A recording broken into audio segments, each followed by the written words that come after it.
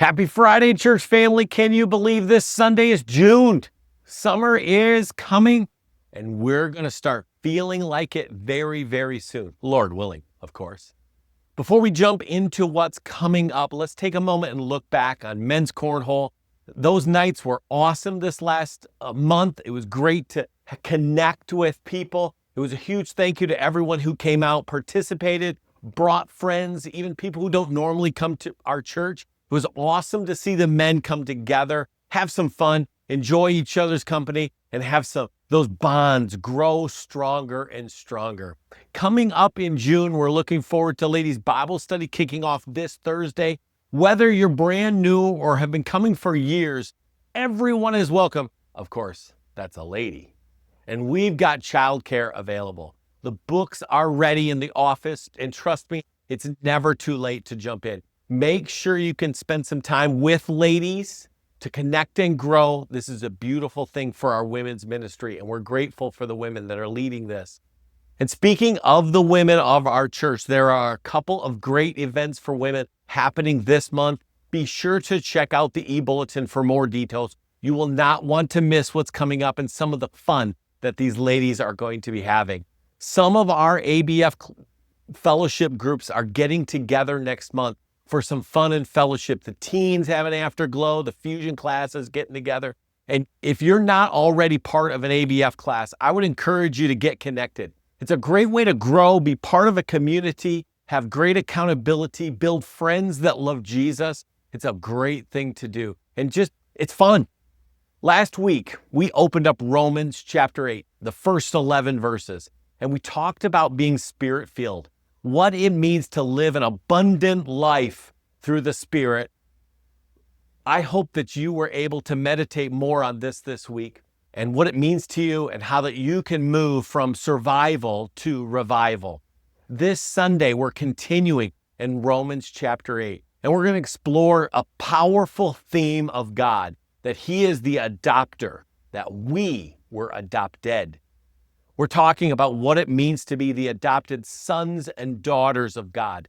Know that we're fully known, we're fully loved, and fully part of His family. It's going to be beautiful, it's going to be encouraging, and we'll also be participating in communion together. So I want to encourage you, take some time before Sunday to prepare your heart, reflect, pray, come ready to meet with God in a special way. I did make a video to encourage you as we approach communion, maybe some of the things to think about. You're going to want to check it out in the description below, or there'll be a link in the e-bulletin if you're interested. And just a 11-minute video about communion and how we can prepare ourselves and how it can be a spiritual encouragement to us.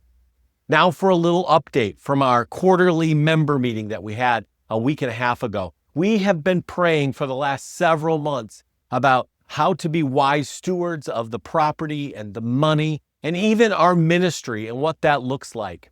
The church board recommended that we start an impact committee. Those people that are on that committee are Dawn Anderson, Leslie Burke, Amy Smith, Tim Borma, Dick Fires, and Rob Langerek. And these individuals, they met for their first meeting early Monday morning to think about and to pray about and to work through some of these components. This is an important part of our church. We, as regularly every about 5 years, get a group of people together that can help us wisely steward how to make disciples in this place. The last committee that met in 2019, they, out of that committee, felt like we needed to have better curb appeal, that when people come to our church, we want to change the things they first see when they walk in. And that committee gave us a list. Work on the ramp, work on the front steps, the doors, the entryways, the bathrooms. And these were all things that were on their list. And we, over the last 5 years, have followed that list, that recommendation from that committee. And we're grateful. And we're finishing up this bathroom project. And so when we think about the next 5 years, what are the things we can accomplish, both in our church, program-wise, staffing-wise, facility-wise, but at the same time, maybe with that property and that money from the future facilities. We want to make disciples. This place, we want to obey God's command and do this well. And I invite you to pray for these people, Dawn, Leslie, Amy, Tim, Dick, Rob, as they start meeting and talking and praying about some of these things. We want to follow God's command, and we want to do this together as a church family. And these individuals have been selected to really help hone in what we can do to better make disciples. That's it for now. Know that we love you. Church family, we really love you and cannot wait to see you on Sunday. We're going to have communion. We're going to have community. We're going to worship together. We're going to study God's word together. And all of that will be great. Have a great weekend, and we'll see you soon. Love ya. Bye.